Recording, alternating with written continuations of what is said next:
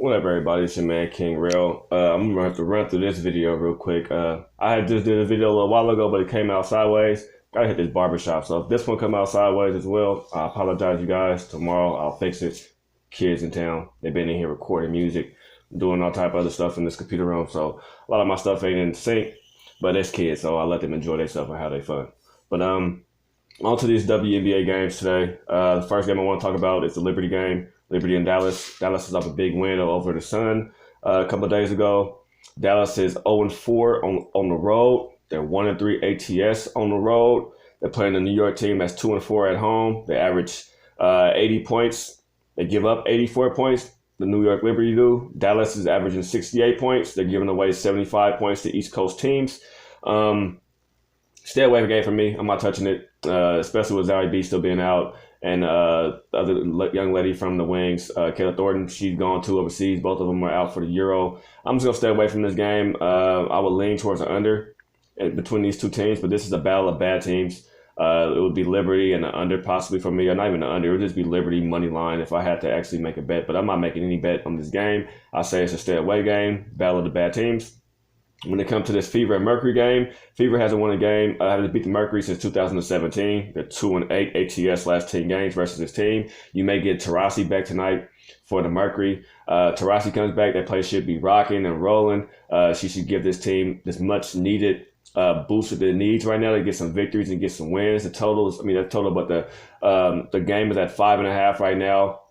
Mercury, I do like the Mercury in this spot. I think I will be jumping on the Mercury minus the 5.5. I think once Taurasi's announced in, this line may go up to maybe 6.5. I'm hoping she plays, but she's game time decision, so that's what we're crossing our fingers to see if she plays in this game tonight. When it comes to the total, both of these teams also trend towards the under. That line was at 154 before I came on here. It's down to 153 on my book. I'm not touching it. But strategy that I have to come when it comes to bet WNBA totals, I like the game to start off, let it kick off a little bit. Points come early, then you hit the under. That's how I've been successful with cashing my unders. I kind of gave that theory out to you guys a couple times this year now. So I'm hopefully it's working for you guys. I know it worked for me yesterday as well. Cash some unders. Even though I took the 158.5 in that game yesterday, I still end up getting a 162.5, and I think it was a 161.5 and to cash that. So that's the strategy when it comes to betting these totals in WNBA. You like an under. Kind of, if you want to take it then, you're sure about it before the line start moving, grab it. But usually if you wait till the game kicks off, let it go a little bit, you get points, and you can find you a better number. Sky are playing really good ball. They're 6-4 in the year. They're 6-4 ATS. Seattle, despite having all the injuries, they're playing great basketball. They're 7-5 on the year. They're 4-0 at home. They're 3-1 ATS.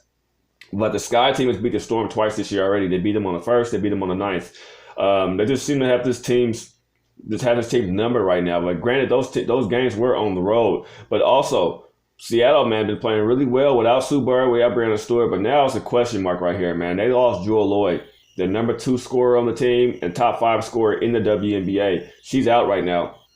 I don't know. I think it's going to be an uphill battle for Seattle tonight. I think we're going to be relying mainly solely on their home court presence. The fact that they own the home court and they play pretty well at home. I think that's the way people are betting this game.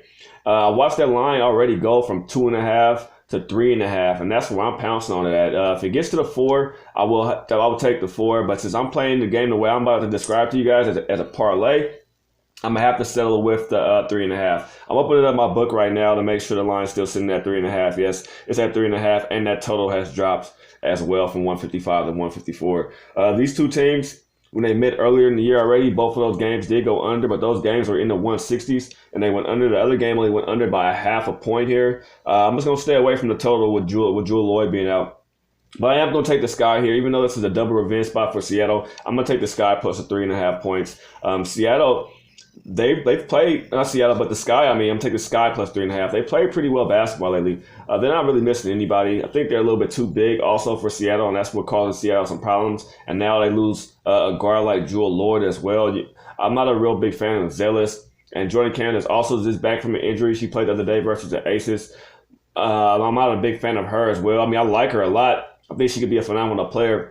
But I still think she should be starting basketball games right now. But with the situation that Seattle has, this is a good way to develop her and move her on for when everybody else does come back, or use her as trade bait later on in the future. So But I like the sky here, man. I like the way Quigley been playing, Shields, Dotson, Lavender. I'm loving this whole team. Parker off the bench. I'm loving what they're doing over here. So I'm rocking with the Sky, but I'm taking a Sky plus 3.5, and I'm also taking the Mercury on the money line for a plus 182 parlay.